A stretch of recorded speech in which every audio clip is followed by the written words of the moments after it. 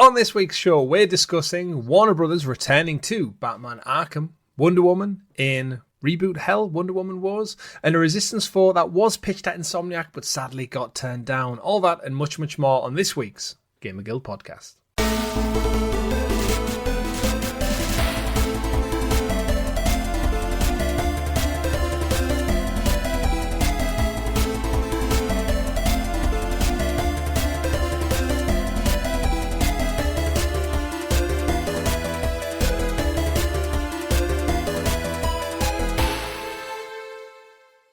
Good game, everyone, and welcome back to the GamerGuild Podcast, your weekly show where we get together and round up all of the week's video game news and stories for your listening or viewing pleasure right here on youtube.com/GamerGuildTV, and also available up there in the digital clouds on your podcast platform of choice. Just search for the GamerGuild Podcast or GamerGuildTV, and you will find us there every Monday, 8 a.m. We go live, bringing you all the latest news. Your podcast players for the week are myself, Chris at Arcane Rogue, and the man of many pixels, Mr. Richie, once again. Hello, everyone.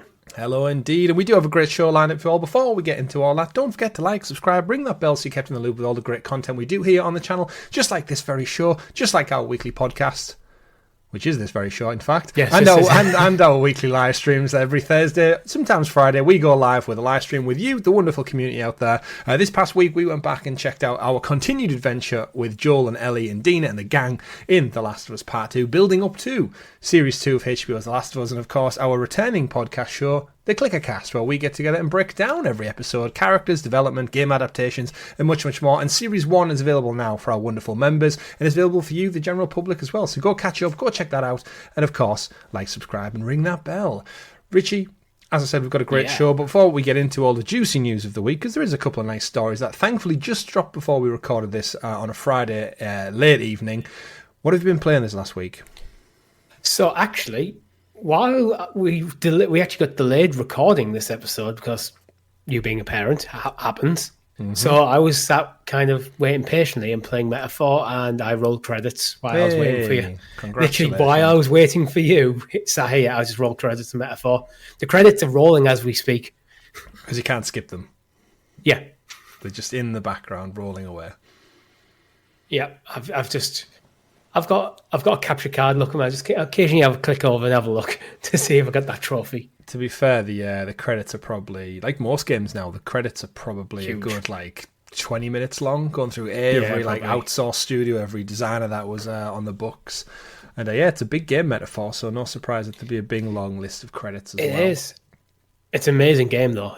It's huge. It's really, really long, and I want to get the platinum. Ooh. I'm over 100 hours and I don't know exactly how, because I've talked before how my habit of, especially when I'm playing the Portal, I'll switch off the Portal, but that doesn't actually put my PlayStation in rest mode. Mm-hmm. And I'm just too lazy to actually put the PlayStation in rest mode, then turn off the Portal. So I'm probably racking up the extra 20, 30 minutes here and there every single time I play. Is there an option on your Portal to put the PlayStation into rest mode when I don't know. Down? I'm sure when you swipe right on the screen and say disconnect, there's a little toggle that says put PlayStation in rest mode. If you disconnect, you do, but I just press and hold the power button. Oh. So I just switch off the Portal. As I said, it's just pure laziness. Oh, I mean, I'm over 100 hours. Mm-hmm.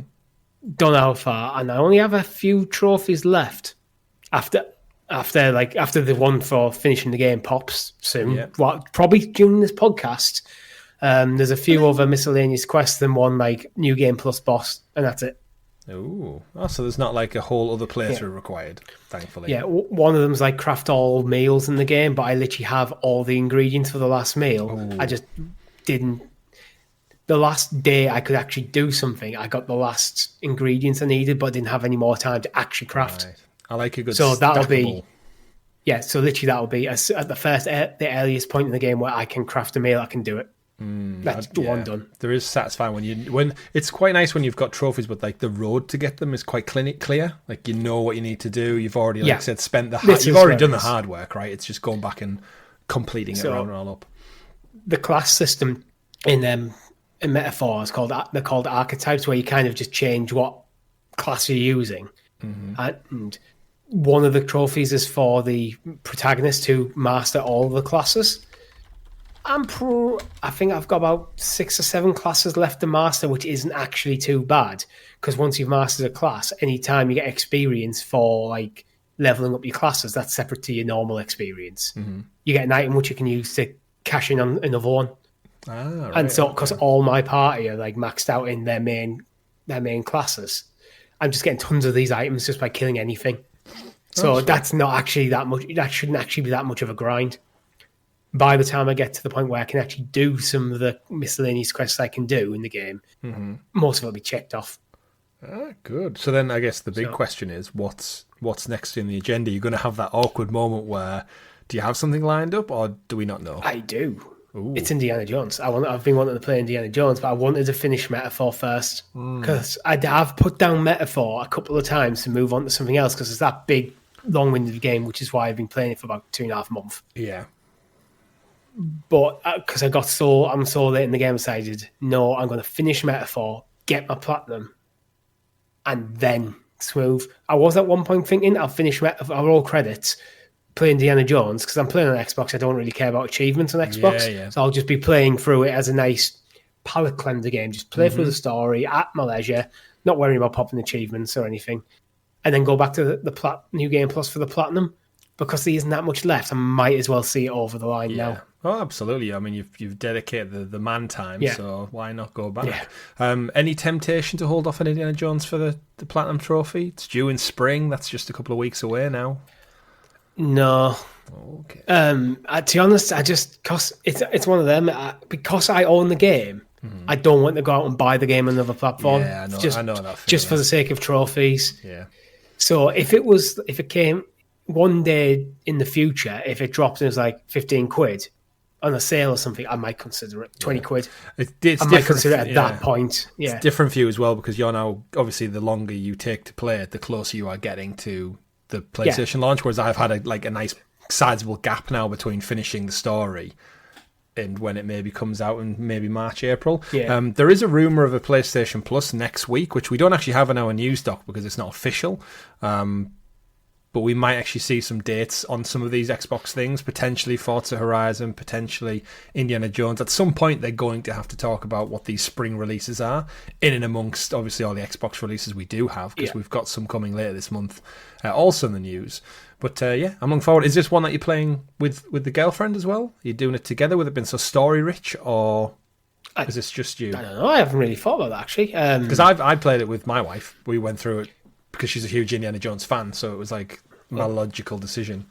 We tend to play a lot together. Well, she'll be playing something at the moment. She's playing Dragon Quest XI, and then I've been playing Persona Metaphor next to it on the Portal for the Xbox, because I don't have a Portal for Xbox. Yeah, Xbox, get on that. Not yet.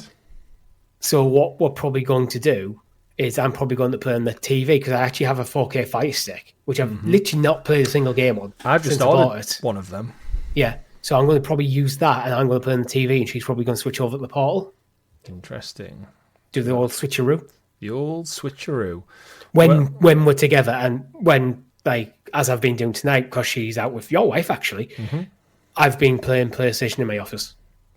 Where my PlayStation is, yeah. Which is where, if she went away, I'd probably just play directly on my Series S. Yeah, I'd be curious to know, with you saying you're waiting to finish off one game before starting the next one, if I think our audience are probably similar. Let us know in the comments below, listeners, viewers out there. Do you find, as you're getting a little bit older, you prioritise one game at a time? Do you only have the dedication to one, or are you still in your teenage years where you maybe jump from between 1 to 2 to 3 games at a time on rotation? Because I certainly feel like I'm getting to a point where I can only really commit to one at a time. And I don't know if that's because I'm usually going for like a platinum trophy, so I don't want to differentiate like my, I guess, attention, my focus, or I zip and zop out of casual games. I haven't played FIFA in a couple of weeks now, much to I'm sure our audience is like relief. But yeah, it's an interesting one. Yeah, I have largely, to be honest, always been a one-game guy. Occasionally I'll have something casual like FIFA on the side or Football Manager, where I can just dip in, play for an hour here or there, not touch it for 3 weeks, and just continue back exactly where I left off. Because there's no real narrative. You don't have to worry about that. You don't really even have to remember about memorizing the controls and what you're doing. Like, you can just jump straight back in. Yeah. especially if you're playing like a big RPG like Metaphor, sometimes it is nice to switch over. Like I played Astrobot and Lego Horizon, got the platinum in both of them after I already started Metaphor. Yeah, in between. Yeah. Oh well, do let us know in the comments below. I'm purely focused at the moment on Sly Cooper 2. Obviously, I finished Staff of Kings last week, which was a nice short one, but went back to Sly Cooper, and it's a surprisingly big game in terms of like the little open world. It's good in a way because it's episodic. So it's very much like Sly Cooper and the gang and they make it out like it's a 1950s novella almost. And the missions are really well broken up in between. You've got like your stealth missions in the little mini open world map with Sly. You've got the kind of techie missions with your good friend Bentley, who's the tail. He's like the tech guy on the team. And you've got some kind of beat-em-up brawler ones with the hippo on the team, who's Murray, or the Murray, as he refers to himself. And you kind of have this quirky... The Murray. And you kind of have this quirky gang basically solving a puzzle, and every element of the different characters feeds towards the narrative. So one will hack the codes to get into the vault, one will deal with the guards on the outside, and one will be the muscle to maybe clear some of the sentry guns or something. And it's quite a well-structured game for a title that's maybe 20-plus year old now. And I'm really enjoying it. I'm just chipping away. It is very much like got that like kind of Ubisoft collectathon vibe to it, where there's 30 bottles in each level, and every time you get the bottles, they give you the code for the safe, which is a trophy per level, and finish each level as another trophy. So it's quite methodical. I'm up to like episode 5 of 8 now, so I'll probably have the platinum by next week, which will be my 150th. But these kind of old PlayStation classics, going back to them via PlayStation Plus with the new edition of trophies and up-res graphics and the rewind feature. I cannot attest to how good the rewind feature is when you're doing this. There's a good cut. Many a times I've fell off a ledge or missed a jump because it has quite a bit all the way back up. And it would be like, oh my word, like back in the day that would have been like, right, climb up this pipe, jump over there, hand glide over to there, find the starting location in these maps is hard. Whereas this time I'm just like, pause, go back 5 seconds, try again. Pause, go back 5 seconds, try again. And that would have been an hour's worth of pain in my ass resolved by an amazing rewind feature. So credit to PlayStation, the work they're doing on those remasters. Just with older games, I think one of the nicer things is, I don't know if you're finding this now, when as you're getting older and more responsibilities, you have less and less time. Some of the older games were a bit more, bear in mind I've just played Metaphor, time-friendly, almost. Just get to it. Some games feel like they're big for the sake of big. I don't think Metaphor is one of them things, because that game just tells the story it wants to tell, and it just takes a long time to do it. Yeah, like watching the extended editions of Lord of the Rings, where some games I feel like just big for the sake of being big. Big, yeah. Yeah. I agree. Final Fantasy VII Rebirth. Loved it, but that did feel like it was big for the sake of it. And I mean, my girlfriend been moaning about the trophy list sometimes, when you get like a massive game that's literally probably about 100 hours to roll credits, and then they go, so now we're going to put a difficulty trophy in, so you have to play the whole game again on this ridiculous difficulty mode. And it's like, I've already invested 100 hours of my life into this. I don't know if I can be asked. Yeah, it's one of them where you just kind of have to take a deep breath, isn't it? And you go, do I have the patience, the determination to even do this again? And I think that's why I'm getting a bit more selective over what I play. Like I know trophies are one element of it, but when you're 150 deep in, it's kind of part of my lifestyle now. I do look at the trophy list first and go like, is it obtainable? What's the recommended time to beat? And anything that's around about the 15-hour mark is like the sweet spot now. See, I play the games I want to play, and then I will occasionally, usually about halfway through the story or something, I'll look at the trophy list, see how I'm doing. Do I want to go for it? Absolutely. To be honest, I usually make the decision late game if I'm actually going to go for it. Yeah, it's not. It doesn't deter me from what I want to play. Like again, I know I'm going to play Assassin's Creed Shadows and Metal Gear Solid Delta and stuff later this year, and I know they're going to be like 80-hour games. So I need to find. I'm probably going to lose a lot of sleep in the coming months. Isn't I'm going to separate sleep out for game time. I can't do that anymore. I can't need my sleep. I mean, yeah, we'll get to that. But tell you one thing we can't cut out, Richie, and that is the news. But we can't get into that until you introduce us to the graciously gathered Gamer Guild Gazette, aka The news. The news. And of course, the news is brought to you by our wonderful guild heroes, the fantastic folks out there, just like you at home, who support us that extra little bit further. From as little as 99p, you become a member of the channel, you get stickers and badges next to your name in the wonderful live chat while we do our live streams. And more importantly, you support a small, independent YouTube channel that's ticked past the 2,000 mark into bringing you better quality content every single week. We do put this episode up live over the weekend. If we record on a Friday, you tend to get it Saturday morning. If we do on a Saturday, you tend to get it Sunday. And we do, I think, a good job at getting it out early for our members. So hopefully you do appreciate that, all 50 plus of you out there who support us. Last week was a bit difficult. I think I was edited on Sunday morning, but couldn't do the upload till we got back from Leeds. Yeah, we went to a games market, didn't we? Where you rejected the chance to buy a backwards compatible PlayStation 3. I did. Well, where's the regret level on that a week on? I honestly haven't thought about it. Oh, good. I made my decision while I was there and moved on. Oh, if I was him, I would have bought it. But yeah, it was fun. It wasn't as big as I thought, but surprisingly, when we got into it, did take a little while to rummage around kind of every store, look at some Japanese things, a few surprises, like a Super Famicom version of Arnold Schwarzenegger's movie True Lies went for £300. Yeah, that vendor though, there was some weird stuff. There was just like the Donkey Kong for the SNES was like 150. Yeah, definite some odd. It was the PAL version. It's like it seemed a bit weird. Some of the pricings there. But yeah, I picked up pretty much every Dynasty Warriors game known to man. And a couple of others. You had me and Tom hunting for them. Yeah, well, I was the only one spending money, so it had to happen. But we'll no doubt talk about that in the coming months as well, when we get into the games we've been buying as well as playing. But we do have some news, Richie, so let's dive into it. Story number 1 of the week just dropped. There's an article out from Jason Schreier over at Bloomberg. It's behind a paywall, so we don't have all the details of it. But essentially, Warner Brothers Games, after the epic collapse and failure of Suicide Squad, Kill the Justice League, and obviously Multiversus and Gotham Knights, which we've covered on the channel. I think it was in the news about a fortnight ago as well. We've got a bit more detail because of Jason Schreier's digging around. We'll start with just Rocksteady in general. They are back on the Batman train with another single-player Batman Arkham game. The report comes from Bloomberg, as I mentioned, and explains that Warner Brothers Game Studios are back to the Batman Arkham franchise, and it's going to do a single-player game. Rocksteady is looking to return to an area that people are familiar with the same timeline, but a new project is years away from landing. Rocksteady Studios, of course, last game, Suicide Squad, was a commercial and critical failure, cost some WB over $200 million in losses, and it was reported last September that numerous Rockstar employees had been made redundant over the previous months, including the Q&A department and more than half its staff. Of course, we could have told them this 5 years ago, right, Richie? Yes, we could have saved you $200 million. But I guess it's what you've got to do, right? Like, they could start anew and do a new IP.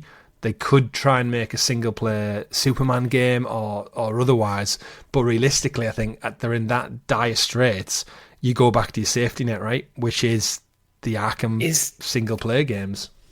It is. I'm not sure it's as safe a net as people might think, because everyone remembers Arkham Asylum being this absolutely incredible video game. It's old now. I watched my girlfriend play it, and it's still good, but you can't just. I don't think you can just slap that formula into a new game and get away with it.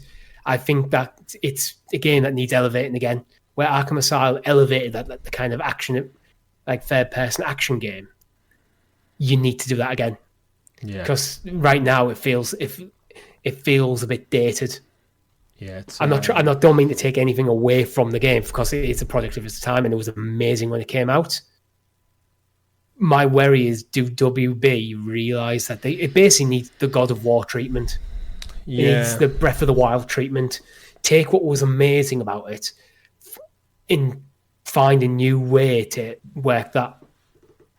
And this is probably why things like Suicide Squad and Arkham Knight kind of didn't do great, because the gameplay is basically has its roots back in Arkham Asylum, and nowadays that just isn't good enough. Yeah, not at all. So I think they are right to go back, but they need to make sure they are reaching for something special again. Yeah, it's just that kind of sunken cost fallacy as well, isn't it? Because we know the article does go a little bit more in depth around the struggles they've had, leadership change. Because we know that the two of them left and they founded their own company in partnership with EA. So actually, a lot of the team that was there originally on the original trilogy probably isn't anymore. And this is basically a shell of its former self. It's almost like a BioWare situation where the team's evolved and changed, and then the higher-ups have forced them into a games-as-a-service type model. Everyone who signed on and probably flocked to Rocksteady, as with BioWare, to make these great single-player story games, has got there and went, this isn't the game development I wanted to get into, I signed up for. They've all branched out, the higher-ups have left, and now they're trying to pivot back to what made them famous in the first place. But you do wonder, like, is the talent still there? And again, not now, because you've got another, 4 or 5 years of pre-production and development before this actually ships. And like you said, if it was a product of its time, what's it going to be like a product of its time another 5 years detached? It's I mean, again, worrying. they're very playable. But if you play that compared to, say, like God of War Ragnarok, the one is clearly a better game. Oh, absolutely. And this is where, and Hogwarts Legacy, as much as I loved it, wasn't really pushing the ball out much in this genre. Yeah. What made that game special was things like running around Hogwarts, getting immersed in that world, which they can do. They can do with Batman, but they need to bring. I think they need to get the gameplay chops working. That's, I think, the first thing they should be focusing on while they're writing the narrative, getting it to feel like how you think Batman, how you felt Batman Arkham Asylum played when you first put hands on it. How many? 15 years ago? Yeah. However long it was. It's that perception of how it was. You need that again. But if you keep the same kind of mechanics, it won't be there. Yeah, well, speaking of keeping the same mechanics, though, obviously WB are banking on a successful sequel to Hogwarts Legacy as well, which was it really is the one saving grace that's balanced WB's books over the last couple of years, because it was just a resounding success. The difficulty then is, how do they replicate that with a sequel? Because now we've seen the castle, we've seen the grounds, we've seen Hogwarts. Like, I would 100% say, right, get a Diagon Alley in there, get the Ministry of Magic in there as like new locations. But will it turn the same profit? Will it be as popular, or will it just be like, oh, it's just more of the same with a couple more areas? It might as well be DLC, is what I'm saying. Like, you need a good story. Do you go for a different character? Because there's a lot. There's a lot you could do, because like, okay, we've told a story of one character in Hogwarts Legacy, pretty much spread over the course of a single school year. True. You could pick a different school year, which I think it was quite wise to actually have you as a slightly older student joining for the first time. That's quite a good way, because you're not just a novice with spells; you already have some history with them. So when you came in, it wasn't like Wingardium Leviosa. That's all you can learn, like, because you're in year one. Yeah, you know what I mean? It's like, I think it was quite smart the way they handled that entry. But you could do a different time period entirely as well. There's so much they could do with Hogwarts Legacy. I mean, there's like 100 years between that and the Harry Potter stories, right? That was so good about it. It was so far set back. Yeah, could do a medieval version. Yeah, all around. Like, maybe you do tell the story of the founding of Hogwarts from one of the first students who joined. Yeah, get the four. So you still have the likes of Gryffindor and Slytherin walking the halls. Yeah, like founding the school. And we're not far off. Well, I really thoroughly enjoyed Hogwarts Legacy, so I'm definitely there day one for more. But me too. Whether it'll make the same numbers, that's left to be attested. Further in the article, it goes on to say that the studios also looked at doing things such as a Flash game, and apparently the epic failure of the Flash movie set that one back and basically got that knocked on the head. Flash. Exactly. But then it's, again, this is where DC movies that have been having struggles, obviously owned by Warner Brothers, it's the IP is like, is it as resounding as it once was? Turning our attention. A Flash game could work, but again, they turn it down based on the strength of the IP in a movie. Focus on what Flash game would play like. Yeah. That's why we sell it. I want slow-mo. Like a slow-mo button like you get with Max Payne or Enter the Matrix. R2 slow-mo. Yeah, give me it. Like, it could be done. I mean, they did it in Astrobot. Yeah. The little slow-mo clock time. You're thinking like Quicksilver from the X-Men, X-Men absolutely. films, aren't you? But yeah, so obviously a Flash game was apparently in development, and then that got knocked on the head. Apparently at some point they did have a Constantine game in development, which is... It's one of them lesser-known characters where, as a grounded... Almost like a Max Payne-esque game, Remedy kind of would get someone like Remedy on it as well to make like a really eerie world where you're jumping and dealing with like demons and such. Could be really cool. Do a bit of investigation work, kill some demons, kind of link in with maybe some other DC characters. And it being such a lesser known character, it could make a really interesting game. It's like you could almost like own that character because he's not going to have a movie anytime soon. I know Keanu Reeves has spoke about doing a sequel, but he's not going to have a TV series. He's been a character in one or two things, like I think Legends of Tomorrow and stuff, and he appeared in Arrow once or twice. But I feel like giving him his own world in the game could have been cool. Personally, I've always been a fan since the Arrow TV show that you should just make an Arkham-style game in Star City, or Starling City, with the Green Arrow, have his cast of characters, have his cast of villains, maybe even bring some Batman ones in as a cool reference point, make it dark and gritty, but give it the mechanics of like a Tomb Raider game, where arrows and like arrows with little gadgets attached to them are the cool mechanic. And so just you're tell going a story. For the kind of pseudo stealth action like the Arkham series is. Yeah. But instead of using batarangs, you're using arrows and... Yeah. And he's got a supporting cast of characters. You can have flashbacks to the island he's on where he fights Deathstroke and stuff. Like, the kind of story threads are there. But no, instead they're going to pivot and do other things. Apparently they also had a new IP in the works that had new characters that wasn't tied to WB. But apparently the Warner Brothers higher-ups didn't like the thought of going ahead financing a game without recognisable characters. And that's where they got to a Wonder Woman game. So we know Monolith, apparently they let them make this new IP or pre-produce this IP for 3 years before deciding they wanted a recognisable character attached, which then led them to the Wonder Woman game, which was teased, Richie, 3 years ago now. 3 years ago we got this little teaser with just... couple of flashes of her hair. It feels like it should be out now. It should be imminent. It should be back end of this year or early next year at least. And of course, the reason this one stings for me is because Monolith made the fantastic Shadow of War and Shadow of Mordor games with the Nemesis system that we've not seen since. And it baffles me that they were down tools on a third entry in that series, fumble around for a few years doing a new IP, for that to be canned, for them to commit to a Wonder Woman game, for then nothing to materialise out of it. And the reason I'm saying that is because the article claims that after the successful Lord of the Rings titles, this was announced in 2021. The report says one of the company's biggest bets in development was the Wonder Woman game. It struggled to coalesce, and according to people familiar with the project, early last year it was rebooted and they switched directors internally. The game has already cost more than $100 million. And it's still years away from release if it ever makes it to market. And that's from people on the inside who refuse to be identified for NDA reasons. I don't think we see this game. I think it gets canned. Vaporware. This could be WB's, what do you call it? Ubisoft one. Oh God. Beyond Good and Evil? Beyond Good and Evil too. That's... It is a shame. I think with Monolith, Shadow of War didn't do anywhere near as well as Shadow of Mordor.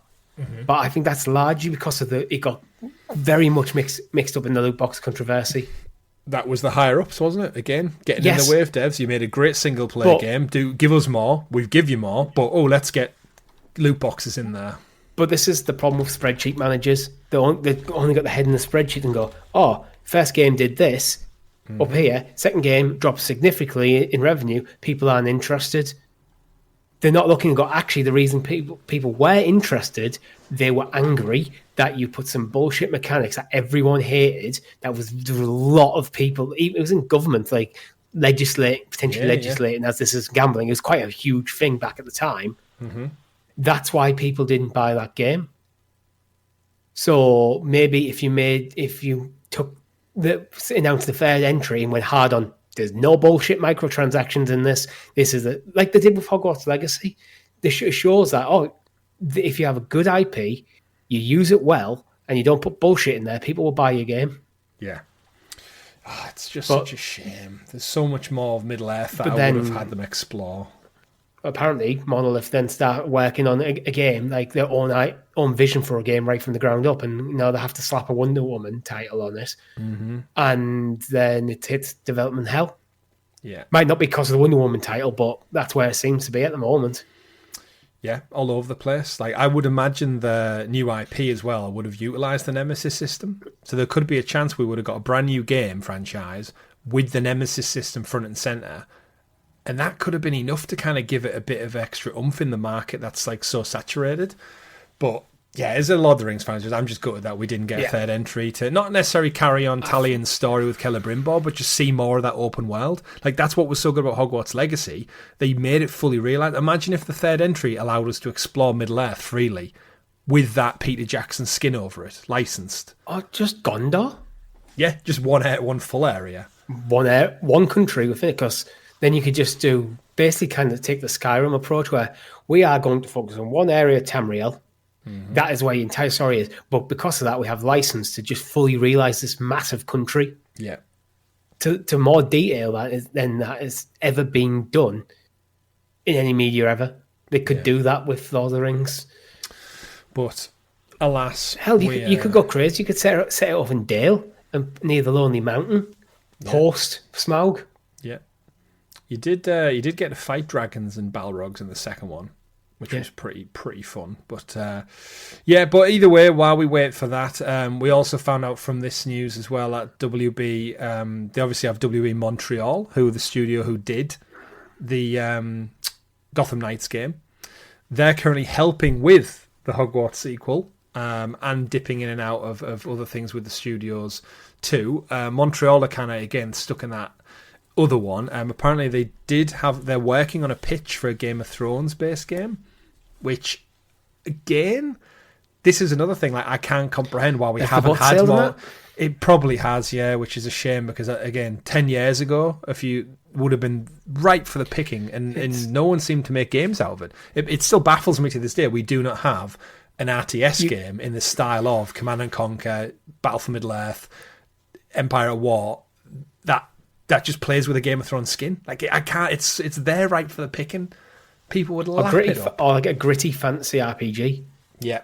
You could set, it doesn't even have to be in the Game of Thrones era. It could be in a different era. You could set in High Valyria if you wanted to. There's so much you could do with that IP in video games. Yeah. And it feels underutilized, but almost feels like the high point of that franchise has already passed. Yeah, unfortunately. Doesn't mean it can't come back, but... And George R. R. Martin literally went and made a game with was it Miyazaki? Miyazaki, who did Elden Ring, and it's like, you've got your own thing here. You could have just went and supported with a Game of Thrones video game. It is possible George R. R. Martin is very protective over the IP and won't let other people work on it without his direct oversight. Yeah, we got the Telltale game. But I think either way, in a nutshell, it's just a damning report of probably what we already knew about WWE games, and I could see a future where they do sell up and they go the other way and just say, keep trying to sell. Keep trying to shut down the gaming division, don't they? We're going to license our game out, but alas. It might be a smarter move, like to just become a publisher rather than a developer. Yeah, like Marvel kind of did the same thing, didn't they, when they took the licensing back when EA Star Wars one ended, and then they just kind of picked and chose where they go with this. But one of them things, Richie, one of them things. Moving on, though, again, away from WB to our second story of the week. I just dropped this one on the last minute because while I was prepping for the show, kind of funny put an interview out with Ted Price, who's just recently or imminently about to leave Insomniac. We covered it on last week's show. He's about to leave. Reason being is I was listening to it and I knew I wanted to just squeeze it in there. It's just one of them like casual interviews of like what you're going to be like when you retire, what you're going to do with your game time, any kind of inside scoops. And just reading direct from the quotes from the podcast. Again, this only went live about 2 hours ago before I went recording, so there's not like deep articles on it. But he brought it up as well, Ted Price, saying, we did pitch Resistance 4. It was a wonderful concept, and just in terms of timing and market opportunity, it didn't work out. But it was a result of a lot of the Insomniac team members being passionate about and extending the story further, because I do believe that the Resistance has been set up for a really cool alternate history base where anything can happen with the Chimera, the bad guys, and where they go and what their origins are. He then went on to say, spend some time on backstory, brainstorm where the series could go next. And then I quote, personally, I love this franchise. I was fortunate enough to be the creative director on the first 2 Resistance games, and I'll remember them for many moments, both good and bad. When it comes to development, this taught us a lot about how we can elevate ourselves under some pretty difficult situations. And he's referencing the launch of the PS3, because it was a launch title, and the cell processor, and having to adapt from a PS2 to the PS3 and its complex thing, and get ready for launch, because it was a launch franchise game. And I just wanted to get that in there because, again, I've been beating the drum time and time again saying, my word, give me a Resistance trilogy remake, give me a Resistance 4. And they're completely right, the story does wrap things up pretty well, but the origins of the Chimera and this kind of alternate history, think, what's the Amazon Prime show? Where the Nazis won the war, Man in High Castle, I think. Yeah. It's got very big vibes of that, and it is basically, I've said before to you, everyone thinks the Russians are up to something north of the Iron Curtain, and it turns out they weren't. They were trying to prevent the Crimea from spreading across the planet. They fell, and then Europe was taken in a matter of days, and the UK, being an island, was one of the last few this side of the pond as a resistance. And you fight these creatures called basically like xenomorph type skeletal monsters from space, or we think they're from space, across 3 games. Great first person shooter, had really fun online multiplayer, had a PSP and a Vita spin off. And of course, Insomniac haven't really ever had a bad game. We broke down the history when we did Ted Price leaving story the other week, and they just bounced from Spyro to Ratchet and Clank to Resistance. I think their only outlier probably is Sunset Overdrive on the Xbox, but that was received, it's the best Xbox One game by a lot of people's opinions. And then they were bought by Sony, and then they're on the Spider-Man train. We're going to get Wolverine, we're going to get Venom, so they've not really missed a trick. I think when in his interview he mentioned in terms of timing and market opportunity, my brain immediately went to Spider-Man. The opportunity to do Spider-Man game up, and it's like that is probably a thing that they couldn't pass up on, so probably Resistance 4 probably got shelved. Yeah, well, they did do Sunset Overdrive before that, but that's when, again, they were independent. A lot of people think because of the close working Sony relationship with Spyro and then Ratchet, like they pretty much made exclusive PlayStation games for nearly their entirety, which is why when PlayStation acquired them, it was such an obvious choice. It was like, why wouldn't you? You've been dating for like 20 years, you might as well put a ring on it. And so Sunset Overdrive is the only real outlier. And that was received super well, and we probably would have got a sequel, but it did lay the foundations for what was Spider-Man. So he goes on in the interview to say, like, when Marvel approached us and we had great constructive conversations around it, and we were able to pitch them a game based on their beloved characters, and Marvel trusted them so much at that time to go and make it. And we obviously know how successful Spider-Man has gone on to be. Just a little bit, yeah. Just a little bit. And he gets to retire peacefully, but he does go on to say, outside looking in now, or when he's left it come March, he would like to see a Resistance game in the future. And he said Sony owns the IP, whether it's Insomniac or not, the door is always open. And this is one of them where I think the great thing about being a fan of video games, Richie, is it always comes full circle. And whether it's going to happen in the imminent future or if it's for its 30th anniversary on the PS6 or something, you will see it back again at some point, because creativity is dry. I'm going to stick my tinfoil hat on for a brief moment here, because an executive like this leaving his job, he going to do interviews about him leaving. He's been vetted. He's been told you can't talk about this, you can't talk about that. Resistance 4 has been on his approved to talk about list. Do you think this is, go out there, if people ask, you can drop your anecdote about Resistance 4 being canned, probably because of Spider-Man. You can't say it specifically because of Spider-Man. See how people react. Quite possibly. I mean, because they might be looking at, because again, it sounds like they had a kind of the plot, the workings of a plot there. Yeah, the team had an idea for the game. That's on a shelf. Is it time to get it off the shelf start thinking about it. How do we start working on this? Yeah. Obviously, I know Insomniac have a lot going on at the moment. So they've got the sequel to Spider-Man, they've got Wolverine, Venom. They've got other stuff.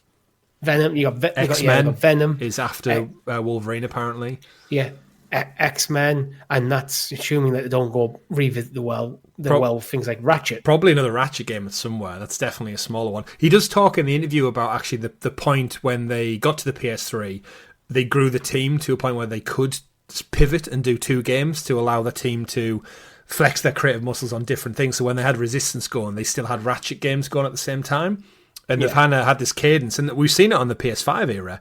They got out a launch game in Miles Morales, and then they got a Ratchet game the following year, and then they did a Spider-Man game, and then they've got a Wolverine game coming up. So like they've really, really put out the titles for PlayStation. They're the absolute workhorse studio over there.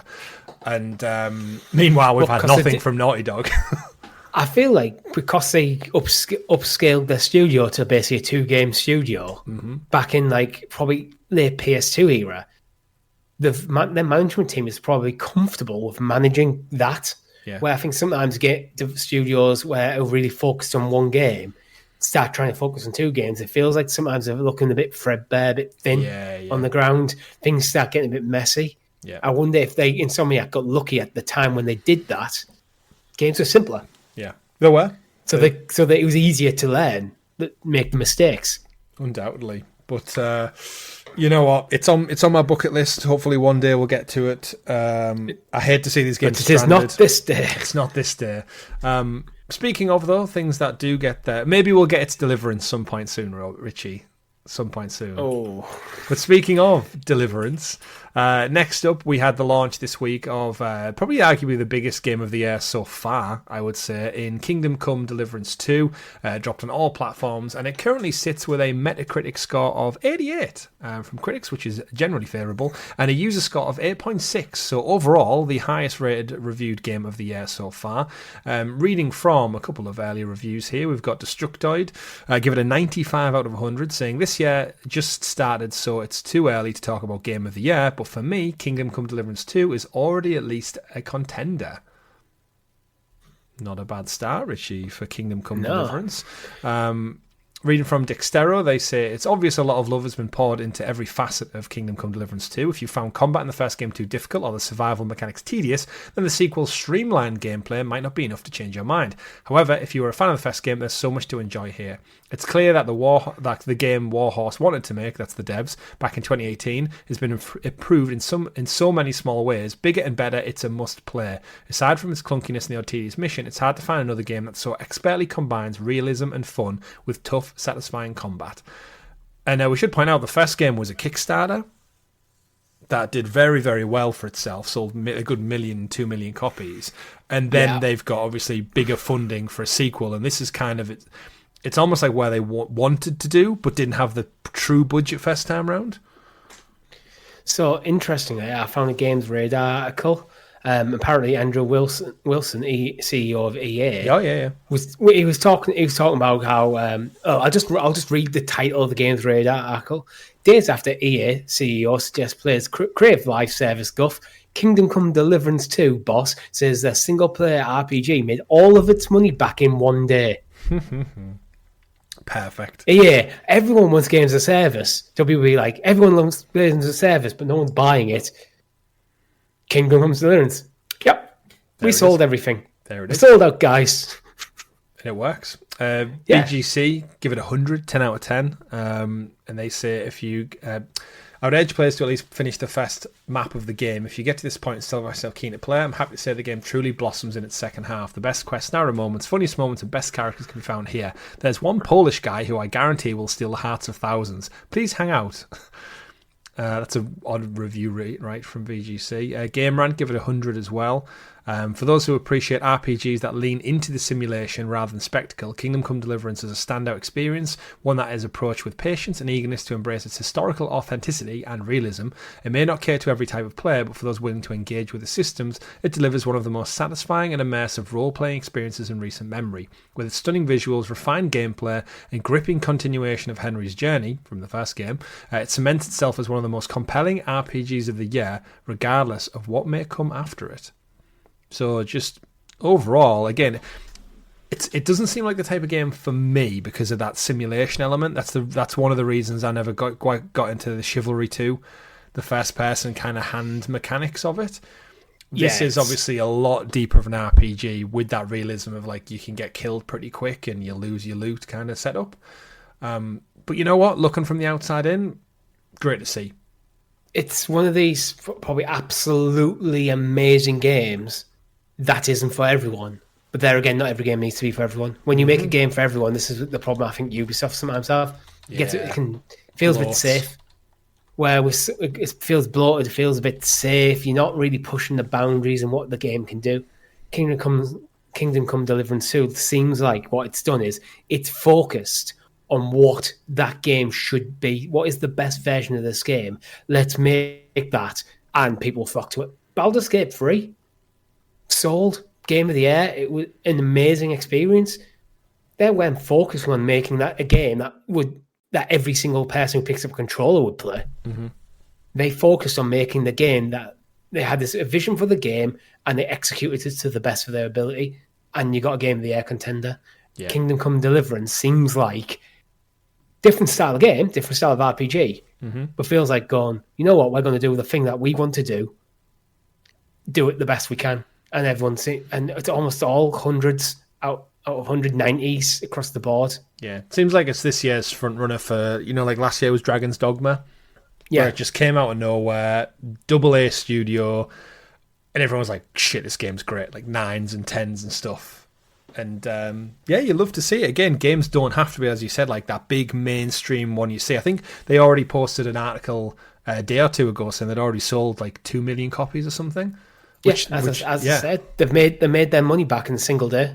Perfect. That's profit from here on out. That's it. That's the next game. Basically, is funded. Mm-hmm. Go make it, please. Come Deliverance. I might not play it, but I like it being there. I like diversity in games. Not every game should be the same. Different games should play differently. Mm-hmm. And it feels like as technology has advanced, we've seen like genres merge into each other. Mm-hmm. So every game is now an open world action RPG. Yeah, pretty much. That's what my issue with Dragon Age Veilguard was. It's not a bad game, but to me, it's not what made Dragon Age great. Yeah. If you look at especially Dragon Age 1, that was closer to a Baldur's Gate than an Assassin's Creed. Mm-hmm. It's just one of them things where I like to see big developers, bring out big games that are unique in how they play and how they experience. Because gaming is a medium that can do that more so than any other medium because it's interactive. Yeah. So focus on utilizing the interactive qualities of the game. Completely agree. So shout out to Kingdom Come Deliverance 2. And speaking of interactive mediums, Richie, our next star of the week comes from an interactive medium of a online storefront. Metal Gear Solid Delta, which we knew was coming sometime. It's had a placeholder, was the 31st of December 2024 for a long, long time. And then the year came and the year passed and we never saw anything. But thanks to a PlayStation Store pre-order release, wishlist release, it looks like we're getting Metal Gear Solid Delta Snake Eater coming on the 28th of August 2025. It happened, Richie, it happened. Konami's classic stealth action game was shown on a pre-order page to wishlist, and the date was there in the details. Whoever checks this thing didn't notice it. But yeah, there's a trailer that comes with it, on the storefront where it lets you play a trailer with a couple of screenshots. That was there. You can also view that on the PS Store via console. Of course, this was revealed originally back in 2023. Everyone thought it was coming out last year. It looks like it's now going to be coming this summer. Surprised by late August? Like, it's practically September, which I thought we would have really saw at the front end of this year, not the back end. But I guess with a game this old and this revered, now we know it's real. There's no real rush, is there?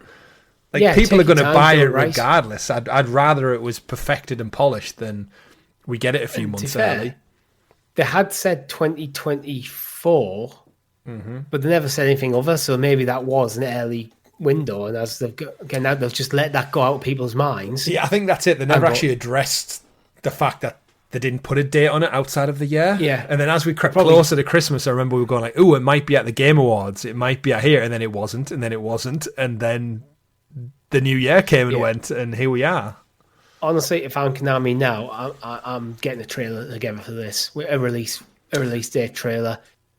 Rumoured state of play coming either next week or next week. This probably was a leak that's happened that was lined up. It's a PlayStation leak. Maybe, if it's at state of play, it goes, it's state of play, we're going to do the release, give you the date, and this is meant to be, this whole page is meant to be on the back end, ready to push during state of play. Yeah. You can wishlist it now, that kind of thing. Yeah, and they've gone early. And the fact that someone's hit the button to go live with it. Mm-hmm. But yeah. But it's one of my top picks for the year ahead. I think I've got a lot of love for Metal Gear Solid Snake. I think it's the only one I've truly completed myself. Like I've finished the other ones, but this is the one I've got like a passion for. Oh, we have to do a stream of that or something. Like relive our Metal Gear 2 playthrough. One sitting. We'll get some pizza. We'll get some Fanta, and we'll just sit on the floor in Rob's bedroom. Yeah. Yeah, one sitting. We'll just play the entire game. Sorry, Rob, we're coming round. No sleep. Yeah. So more news on that. Nice little update there. We also had a Capcom Spotlight this week, and I was hoping we would see more from it. It was a Capcom Spotlight / Monster Hunter Wilds kind of gameplay look. The Monster Hunter stuff is the Monster Hunter stuff, but we did get a nice little stealth drop of a reveal for Onimusha 2 Samurai Destiny, remaster of the PS2 classic coming later this year. Of course, we know about the next Onimusha franchise, Warlords, which has been in the works for some time. Sorry, that was the last release. The new mainline game, which is Onimusha Way of the Sword, was part of that phenomenal Game Awards list. I think it was about the midway point, when we got Okami, Onimusha. I feel like there was a third one, but I can't remember off the top of my head. We've now got this one. This was the only real news to come out of the whole Capcom showcase. I'm so disappointed we didn't get any more. They basically, Richie, re-showed the trailers from the Game Awards. Just the exact same trailer. And then Onimusha I never watched it, and that's disappointing. Why even bother? Yeah, you do wonder, don't you? Like, what else have Capcom got? They could have done, if it's in the works, Dino Crisis, Resident Evil 9, some people were wondering, RE Remake, because there's a lot of rumours around Remake or Code Veronica or Zero. And no, we just got the same trailers of other things. Remake Evil. Yeah. I have no points of reference for Onimusha. I know it's a beloved franchise, an action-adventure game. I'm familiar with the name, but I don't know why. Well, the thing with a lot of these Japanese ones is they always try and associate it with something else. During the Capcom Spotlight, they tried to associate Onimusha with what's that princess? Not princess. The Japanese style game that's coming out. It's like some Path of the Goddess. Is it? It's got like a Japanese name Path of the Goddess. Knitsugami Path of the Goddess. That's the one. Yeah. So don't know how I remember that, but I did. During the Onimusha footage, they kind of segued saying to like, and Path of the Goddess is out later this year as well. Like trying to make them like a thing, like they're tied together. It's like no, they're just two franchises that are from Capcom. So there's like weird marketing beats at the same time, but yeah, the Spotlight was shit. It was an utter disappointment. It wasn't anything new outside of the Onimusha 2 reveal. And then obviously Monster Hunter Wilds was there for Monster Hunter fans, which is imminent, right? That's March. So the year, possibly, yeah. The year's really starting to ramp up, And speaking of ramping up, we covered it here on the channel a couple of weeks back now. It is official. Age of Empires 2 and Age of Mythology Retold are coming to PlayStation 5. I feel like we covered this weeks ago, and no one else did. There was very little articles out there. But we knew about it because there was test footage and people were beta testing. There was screenshots on Reddit. But for some reason, the journalists in and amongst all, I think, the Game Awards hype and stuff over the new year just kind of missed it. But yeah, everyone was buzzing about the Forza port. And we're there saying, like, well, actually, there's another game coming. Yeah. So revealed less than a week after Forza 5 was first announced, 2 strategy titles bringing high-quality battles to Sony's current PlayStation system. reading from the blog post, playing across all platforms is a game changer for our franchise. It's all about bringing our community together. This isn't just about convenience, it's about growing and strengthening the aged community now. Crossplay will let you join with current Xbox and PC users. So crossplay, just like Forza, looks like it's coming as well. Of course, Age of Mythology Retold is a remaster of the 2002 classic original from Ensemble Studios, and it was released late last year to positive reviews. The PS5 version is going to include a full up-to-date, all the DLC, including the Immortal Pillars. It's going to be coming in at £22.50. And actually. No, not at all. An Age of Empires 2 Definitive Edition is the original game remaster from 1999. Comes with all included new features, enhanced graphics up to 4K resolution, as well as all the previous DLC. That's going to arrive in spring, as with apparently every other Xbox game is going to be coming this spring. Also with crossplay support. And that's a bit of an odd one because we actually said Age of Empires 2 was on the PS2. Originally back in 1999, 2000. And it shouldn't have been. So 2000. I'm a purist when it comes to like strategy games like Age of Empires. They should be mouse and keyboard. Not even keyboard. These are mouse games. Well, the PS2 had mouse compatibility, right? Yeah, but did anyone have it? No one could ever find that damn mouse. Exactly. So now, modern days, I think developers are much better at kind of finding controller schemes using modern controllers that kind of work for real-time strategy games on consoles. Yeah. And to be fair, this is kind of an old man shout to the cloud. If you're interested in playing this game, get it on PC. Buy yourself a laptop, get it, do it. But if kids can play Call of Duty on a touchscreen phone, you can have a decent time with an actual professional making a game on them. Well, so you can have a decent time playing this on console. Yeah, absolutely. I'm the same. I'm a purist when it comes to like I love the thought of playing these on my console, but I know they're infinitely better with mouse and keyboard. So RTS games in general, bring back the PlayStation mouse. Bring it back. But yeah, just for the sake of it, listen to these. Maybe it's coming to Switch.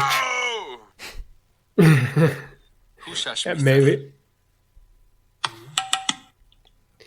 You just need to edit in like the soundtrack behind the entire podcast for this section in there.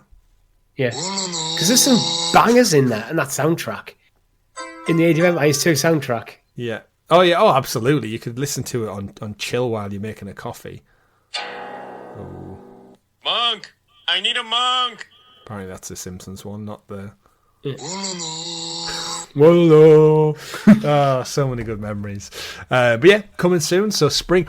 Tell you what, Xbox are going to have one hell of a spring. They're going to drop Indiana Jones, Forza, Age of Empires and Mythology onto this. Meanwhile, on Xbox, they're dropping South of Midnight, Avowed, and I'm sure there's a third one I'm forgetting, Expedition 33. Heading into Doom come like late spring, early summer. They're essentially firing at all fronts, and meanwhile, PlayStation have what out? Nothing? Like Age of Empires? I mean, third party wise, we've got Assassin's Creed Shadows in March, but Doom's not till June. But again, that's all Xbox. So this is why a state of play has Starfield. They might have Starfield. Yeah, like what can you list? I'm just naming Xbox games, but there's got to be a state of play coming, right? They traditionally do one in mid-February, early March, so the cadence is there for one. And I think outside of Ghosts of Yotai coming this year, we know nothing. So let's get on. Obviously, we know about Intergalactic, Naughty Dogs, but that's not coming for a while. Like, I would love to just be surprised with something like just something new or old, remastered. Like, give me an Uncharted remake. Give me a new, like, just something to get excited about. But meanwhile, Microsoft will hold down the fort on all platforms, it seems to be. Speaking of, though, let's get into some Game Pass news. The blog post from Xbox Game Studios arrived this week, basically breaking down February ahead. Here's a full list of games coming to Xbox in February. We are getting Far Cry New Dawn, which is actually available now. Go check that out. Another Crab's Treasure coming 5th of February, also out now. Uden Chronicles 100 Heroes is also out now. Starfield is coming to the standard edition of Game Pass. Remember, they've got that kind of threadbare list of games for the basic entry. Yeah. And then as you move up to Ultimate and PC, you get more. So Starfield's moving over to the core, standard, then Ultimate, yeah, isn't it? we're getting across the standard now. Madden NFL 25 coming 6th of February. Kingdom 2 Crowns on the 13th of February. And then finally, the big one for the month is Avowed on the 18th of February. So I throw it back to you, Richie, who said you're about to start Indiana Jones. Avowed comes out in 10 days' time. You're the Avowed guy out of the two of us. Where are you sitting? Where are you sitting now? Because it's getting close. I'm sticking with Indiana Jones because I don't need to play Avowed day and date. But Avowed could be after Indiana Jones. Right. Can we look... Because I'm curious about Avowed, but I don't know if I'm the right guy to be on the sticks. Maybe sideline our first look for that week, launch week, for the Thursday or Friday. February? We'll do it. I don't know what date it is, but whatever the nearest is. Yeah, of course. It comes out on a Tuesday, so it would be like comes out on a Tuesday. We could just do on the 20th. We'll do an Avowed stream. Yeah, sounds good. That might change my mind then. But that's how I want to see. That'd be good for me, actually. Yeah, so I'll be on the sticks for that one. Yeah, that sounds good. So we'll take a break from Last of Us for that week. Yeah, sounds good. I mean, our cadence is we do it every other week anyway, so it might line up perfectly well. Moving on, though, we've got some unfortunate news that Football Manager 25, which suffered a delay just a few short weeks back, Sega and Sports Interactive have now scrapped it entirely, and they're going to refocus on getting ready for the next series' release. The announcement came this morning as part of Sega's latest financial results, and it's a surprise considering the annual sports franchise hasn't been annual this year, and it follows the repeated delays that have happened, and it's been billed as the biggest leap forward of the series in a generation. 2 setbacks. So I guess the next one's going to be Football Manager 26, Richie? And I think we mentioned this when it got its previous 2 delays. Like, you've kind of missed the season now, right? Now we're heading into March. So they have actually said, as it stands, there will be no update to FM24, which is the most recent one with fresh play data. That, to me, is a mistake. I think once it got delayed into this year, they should have went, can it, focus our efforts on the game we're working on now, to 2026, and then we've got basically another year to get the game up to speed, and we'll patch FM24 with the database for the current season. Yeah. So that would be a nicer way to handle it, I think. So if you are big FM fans, like, I can play this season in just the old engine while they're working on the next game. Yeah, makes sense. I mean, you've played much more Football Manager than I ever have.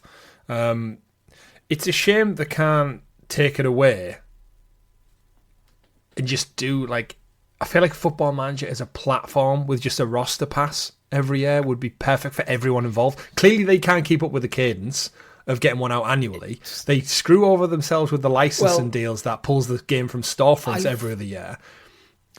I think saying they can't keep up with the cadence is a bit harsh because this is they're changing engines, they're upgrading a lot of the mechanics. It's a big step up in 1 year. But you've missed a season of a sport, which is why I think this is all in hindsight. Again, this is all in hindsight, and they should have went, you know what, this is going to be a big step up. Is the timeline of basically a year to get this done enough? Make the decision. Don't never even announce Football Manager 25. Announce that you continue in 24 into the 24-25 season, and the next main entry will be 26, which is basically what I suggested, but it is one of them things. In hindsight, I bet you Sega wish they could have made that decision. Sports Interactive could have made that decision. Yeah. But it's too late. It's too late, unfortunately. They just have to take the hit on it. And if FM26 is good, then they'll be forgotten about anyway. Yeah. It's a tricky one, but it's one that's I think for the best.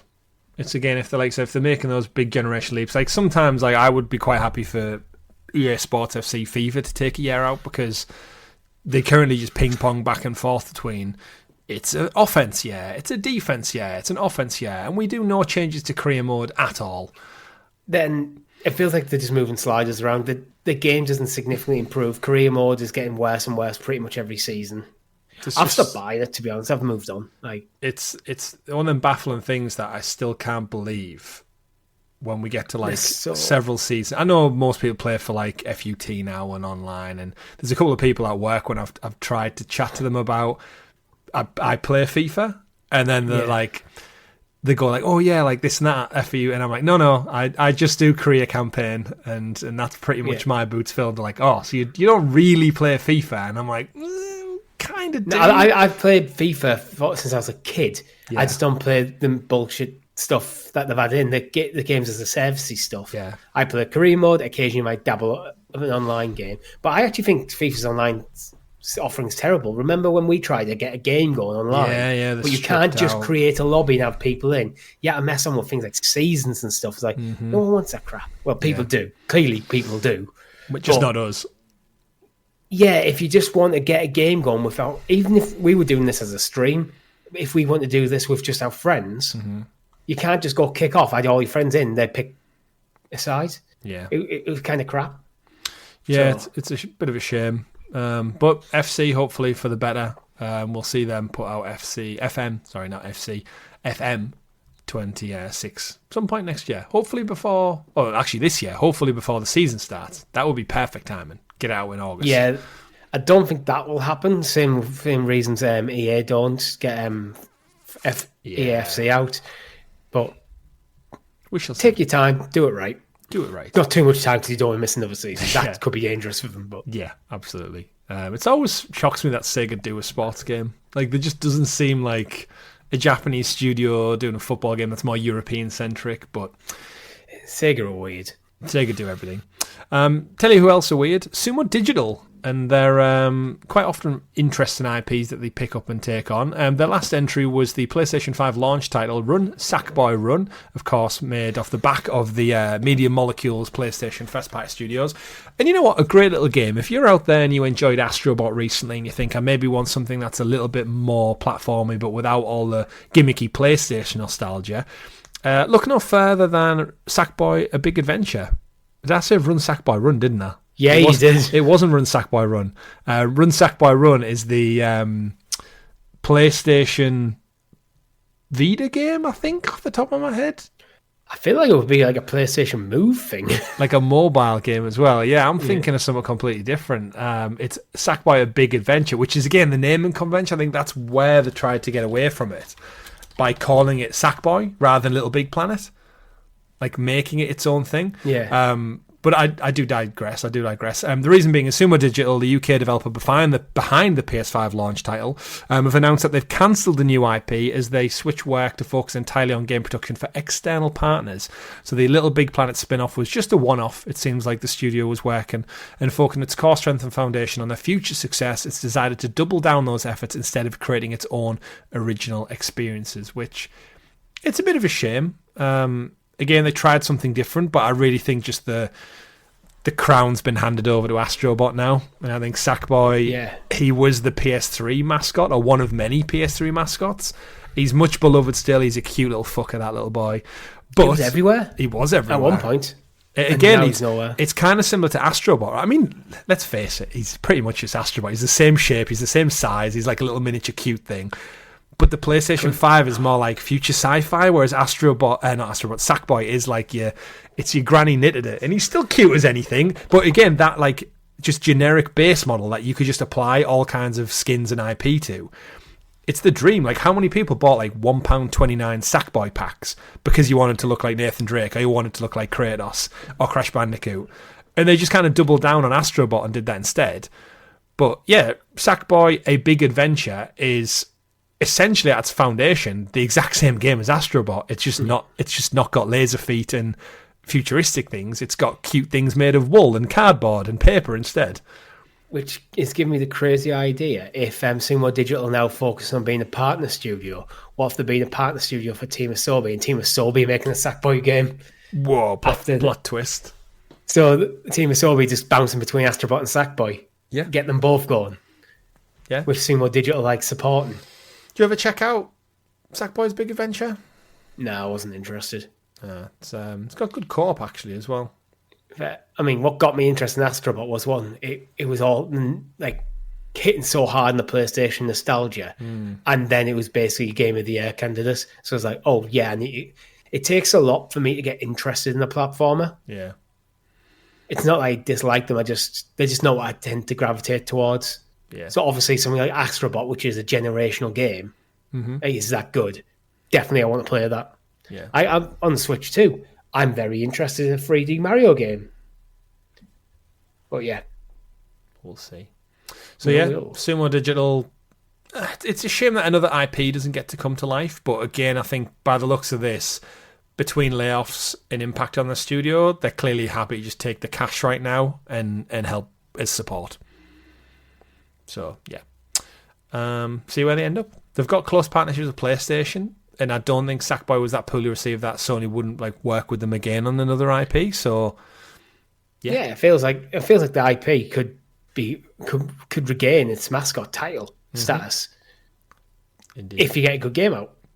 Indeed. Speaking of regaining its title, though, Richie, we got some news this week from EA's fiscal year financial reports, and it's reported that the before March 2026, EA is going to have a new Battlefield out, which means it's going to launch some point between now and next March.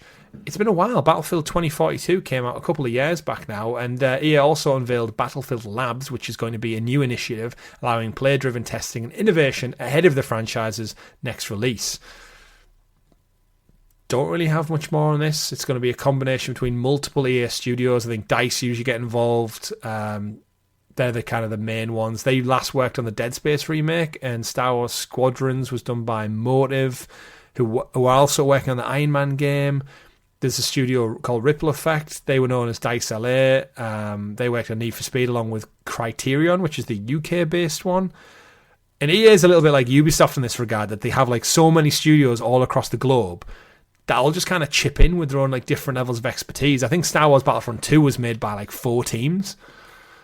All just chipping in, but apparently the collective Battlefield studio teams are now entering a critical phase of the development cycle and want players' feedback on what to prioritize, improve, and refine before release. To that end, Battlefield Labs will be used by EA to test almost everything out, and players will not. Leading to the complete version. Participants will have to agree to an NDA before getting in. Pre-alpha is going to start soon, and obviously we'll hear more about that in the coming future. Where do we think with Battlefield, Richie? What do they need to do to get back on track? Call of Duty smashed out of the park last year. I think there's space for both of them. I think if EA is smart, just don't go head to head with Call of Duty. Yeah. Come out in May when it's quiet for shooters. Yeah. That's the thing. Don't go head to head with Call of Duty. You're not in a strong position, and it doesn't make sense. Mm-hmm. It's like a championship team going up against Bayern Munich. It doesn't. You might be good in your division, but you're not operating on the same level. Yeah, absolutely. You might have aspirations to be there, but you're not there. Same sport, but golfing class. Don't try and do everything you can to be your own unique title and not a Call of Duty clone. Yeah, you need to feel different. You need to play different. Because to be honest, as well as Call of Duty plays, I feel it's gotten a little stale mechanically. I feel like all Call of Duty since Modern Warfare, Call of Duty 4 Modern Warfare, largely play exactly the same in terms of their core mechanics. Yeah. So do something a bit more adventurous with it. Try and redefine what it is. I think they are going to double down on games as a service. I don't think this is going to have single player. Ooh. Just based on what EA have been saying. Yeah, but wasn't that their biggest mistake with 2042? That as soon as they didn't have a campaign, a lot of people. I don't know if that's how they see it though. I'm not sure that's how EA see it. I think they probably just see it as a bad game. Well, that was the problem though, wasn't it? Is that as long as Warzone exists for Call of Duty, why would you pay £70 for a Battlefield game that didn't do anything that you couldn't get for free with Warzone? If your plan is to make this as a games as a service, keep the entry price down to get people in. It doesn't have to be free, but keep it down. Don't charge 70, 80 quid for it. What was their... charge 40 quid so people are more inclined to take a risk. What was their Battle Royale game that they had in Battlefield 2042? Was it like Fire Trap or Firewall or Firewatch? It was like they missed launch, so the Battle Royale wasn't there for launch, and it came out like a few months later, and it was like... It's good, but you've missed the kind of the hype window now. Battlefield 1 was the last great Battlefield game for me. Yeah, I think, to be honest, I actually think I would ditch the campaign because I feel like Call of Duty's kind of stuck with it because it's stuck with it. Yeah. where I think Battlefield has the opportunity to go, you know what? We know what this game is. This game is an online multiplayer experience. It's a premium thing, so we're going to charge you in to get in. It's 40 quid, but this is going to be the best first-person shooter online experience you can have objectively. That's what they need to get to. And as we mentioned, we played Call of Duty end of last year, and there's people running around with flaming heads and ridiculous skins and all sorts of stuff. Get rid of that crap. Distinguishing yourself as a serious shooter. Yeah, they've definitely got some decisions to make, but it's been a while. Again, the cadence in which EA put the games out isn't an annual one, so they do get time to reassess, look back, take stock of what they're making and see how they want to approach this. But in the past, it has been one of their big key pillars, and I think EA now, they make so much money from the sports titles. It's like, is Battlefield even a priority for them anymore? Like, if they just gave up that space to Call of Duty, I think you can reclaim some of it. I think they can as well. I think there's room for more, especially, again, if they don't go toe-to-toe. Don't come out in October. Come out earlier in the year, and we'll see. Speaking of hopefully coming out early in the year, Richie, one of our final 2 stories of the week is Nintendo Switch sales have slumped below expectations. This comes from the financial report, because it's this time of year we pretty much base our news off financial earnings reports and shareholder meetings. They've reported a huge drop in sales of its hardware and software, with the Switch 1 console sales down 30.6% year-on-year for the 9 months ending 31st of December. Switch 1, now it's officially known, now we have the 2 coming. Sales also fell significantly for software, down 24.4%. In a statement, Nintendo blamed the scale of the drop on tough comparisons with the prior year and the launch of both Zelda Tears of the Kingdom and Super Mario Bros. Wonder. Sales of the aging Switch 1 have been falling for years. Meanwhile, but Nintendo's latest results are worse than the company's previous forecast. Alongside the impact of the poor US dollar exchange rate, Switch 1's performance has now forced Nintendo to lower its expectations again for the remainder of the financial year. The company is now forecasting its net sales up to the 31st of March, 6.16 billion, down 7%, and its net profit down 10% to 1.39 million. It's not all gloom and doom, Richie, because Nintendo's new releases of Zelda Echoes of Wisdom sold nearly 4 million copies, a good number considering it wasn't a main entry. And Nintendo's Super Mario Jamboree sold an impressive 6.17 million. Damn, the attachment rate on Nintendo Mario games is obscene. Yeah, it is ridiculous. And of course, the unstoppable Mario Kart 8 Deluxe continues to sell well. And Who? I don't know. Who are these 5.4 million people who bought Mario Kart 8 Deluxe in 2024? Yeah, it shifted another 5.3 million copies in last year alone, and its sales now stand at a whopping 67.35 million. Fucking hell. That's insane, isn't it? Switch 1 now stands at 150.86 million consoles sold to date, just shy of Nintendo's DS lifetime of 154. And Nintendo might squeak past the DS sales, but it's still on the hunt for PlayStation 2's record of 160 million. Of course, if you remember, PlayStation updated their sales figures for the PS2 about 4 months ago, because everyone had the PS2 marked at 155. And conveniently, Sony now came out as Nintendo creep close to them going, we've, down the back of the couch, actually found another 5 million sales for the PS2. You know what? There might be some countries like that. Brazil and stuff, South America. It's huge. That are still just buying consoles. So they might have small-scale production in some countries of the PS2. Absolutely. You know what? It's one of them weird things. I reckon if Sony came out today and announced a functioning PlayStation 2 for sub £100 as like a retro... It doesn't need to be a mini console, just a genuine one that was still a DVD player. Maybe a Blu-ray player, squeeze that in just to appease people. I was going to say, I'd step up and make it a PS3, fully backwards compatible. PS3 with that architecture, though.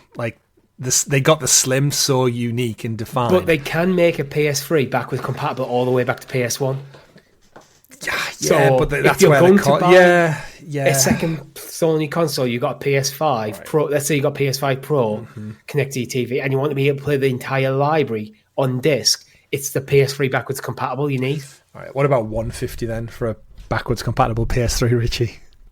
How does that If I sound? had the money, if I had the money, I would have pulled the trigger. But you know what I mean? Like, if PlayStation Yeah. came out with a brand new PS2, PS3 inbox for like 100, 150, and like all the old discs just happened to work, and it was like a fully offline game, no online shit, just offline single player games only, it would rejuvenate the second-hand market, and loads of people would buy it. Especially if it came with like anniversary style packaging. Yeah. It'd be such a collector's piece to have, like a 2025 limited edition PS2 or PS1. Yeah. That works. That'd be cool, like anniversary of the PS3 or something to do that. That would be sick. And I could go back and play Infamous and Resistance without having to worry about my 15-year-old console breaking. But either way, as it hunts it down, we also hunt down the end of this week's show, Richie, and we like to end every show with looking back at this day in video game history. We're recording on February the 7th. Anything stand out for you?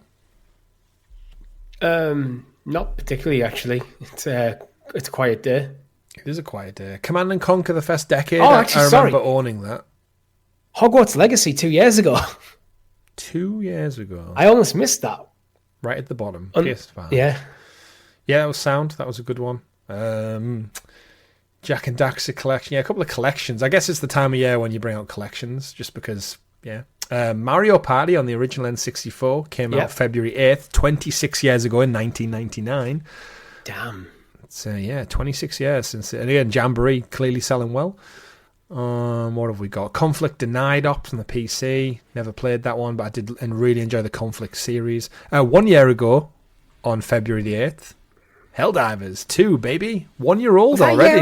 Yeah, nearly, yeah. Because if you think about it, we got Helldivers. That must mean Palworld was maybe last week or the week before. Helldivers a year old already. That's insane. That's why there's some major orders coming this weekend, because it's a year to the day. Gonna go spread democracy again. James Bond 007, 27 years ago on the original Game Boy, 1998. I have that game. BioShock 2. 15 years ago. BioShock in February. Wow. Gravity Rush on the PlayStation Vita 13 years ago. We're getting there. But Firewatch 9 years ago. Damn. But overall, nothing phenomenal at the start of the year, but good games nonetheless. Right, Richie, that brings us to an end for this week's show. That has been episode number 78 of the GamerGuild Podcast. We're getting close to that 100 mark now. It'll come sometime in the summer. Episode 449 in total on this channel. As of course, we thank you all for your support for tuning in this week. Don't forget to go check out the live streams, the ClickerCast streams, our first looks, and everything else. Follow us on social media. Don't forget to like, subscribe, ring that bell to keep in the loop, of course. Check us out in our Discord if you want to keep in the loop with all of the wonderful gamers out there who talk every week in our community and share things, share links, articles, talk video games, talk life, and everything in between. My name's been Chris. And I've been Richie. We've been GamerGuildTV, and remember, folks, play whatever makes you the happiest. Have a great week. See you next time.